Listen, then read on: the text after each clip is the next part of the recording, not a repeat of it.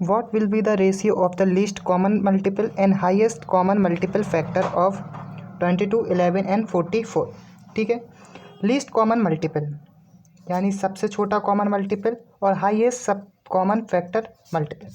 अब देखिए एलसीएम जिसको हम शॉर्ट में बोलते हैं एचसीएफ, इन दोनों का मतलब होता क्या है। कोई नंबर है 20, 10 या 30, यही नंबर यहाँ पे हो गया 20, 10, 30। अब इस नंबर को, तीन नंबर को एलसीएम के अंदर वो देखते हैं कि कौन सा सबसे बड़ा नंबर जो कि 20, 10, 30 से डिवाइड हो सकता है, कौन सा सबसे बड़ा नंबर जो 20, 10, 30 से डिवाइड हो सकता है। ठीक है, लेकिन एचसीएफ में होता है कौन सा सबसे छोटा नंबर जो 20, 10, 30 को डिवाइड कर सकता है। यानी एलसीएम में चाहिए ऐसा नंबर जो इन तीनों से डिवाइड हो जाए और एचसीएफ में चाहिए ऐसा नंबर जो इन तीनों से क्या हो जाए, डिवाइड हो जाए, तीनों को डिवाइड कर दे, सॉरी। ठीक है, तो एलसीएम में ऐसा नंबर चाहिए होता है, इसलिए हम क्या करते हैं एलसीएम के वक्त हम तीनों नंबर को पहले तोड़ देते हैं। तो ए टूट जाएगा 10 और 2 में, ए 10 में ही अकेला टूटेगा, और ए टूट जाएगा 10 और 3 में। तो पहले तो वो कॉमन नंबर ले लेते हैं जो सब में कॉमन है, तो 10।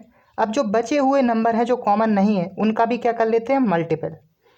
तो यहाँ पर 60 वो नंबर होगा जो इन तीनों से मल्टीपल हो सकता है, मतलब इन तीनों से डिवाइड हो सकता है। 20 को भी 60 से डिवाइड कर सकते हैं, 10 को भी 60 से डिवाइड कर सकते हैं और 30 को भी। अब वैसे ही यहाँ पे दिया गया है 20, 10, 30, तो यहाँ पर 20 टूटेगा 10 और 2 में, 10 तो 10 ही में ही रहेगा, और 30 टूट जाएगा 10 और 3 में। तो यहाँ पर सिर्फ हम कॉमन नंबर ही लेते हैं 10। 10 20 को भी डिवाइड कर सकता है, 10 10 को भी डिवाइड कर सकता है, और 10 30 को भी।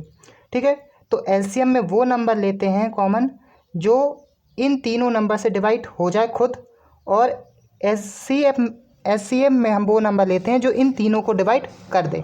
तो अब हमारा क्वेश्चन था कि तीन नंबर 22, 11 और 44, इन तीनों में एलसीएम और एचसीएफ का रेशियो क्या होगा। तो सबसे पहले एलसीएम निकालते हैं, तो इन तीनों को पहले तोड़ लेंगे।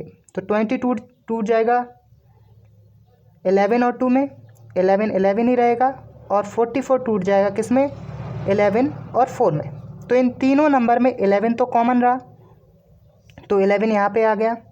अब जो 4 है वो यहाँ पे सबसे बड़ा नंबर है, और 4 के अंडर जब हम 4 को लेते हैं तो 2 भी आ जाता है, क्योंकि 4 को भी हम आगे कैसे तोड़ सकते हैं, 2 और 2 में। तो यहाँ पर एक 2 लेंगे तो ए वाला 2 भी इसके साथ आ जाएगा, फिर A2 जो बचेगा वो यहाँ पर आ जाएगा। तो एलसीएम कितना आया, 44। और जब हम एचसीएफ की बात करेंगे तो इन तीनों में ही वो कॉमन होना चाहिए, किसी दो में भी नहीं, तीनों में कॉमन होना चाहिए। तो ऐसा नंबर कौन सा है, 11। तो एचसीएफ हमारा हो गया 11। अब इन दोनों का रेशियो चाहिए था, एलसीएम रेशियो एचसीएफ।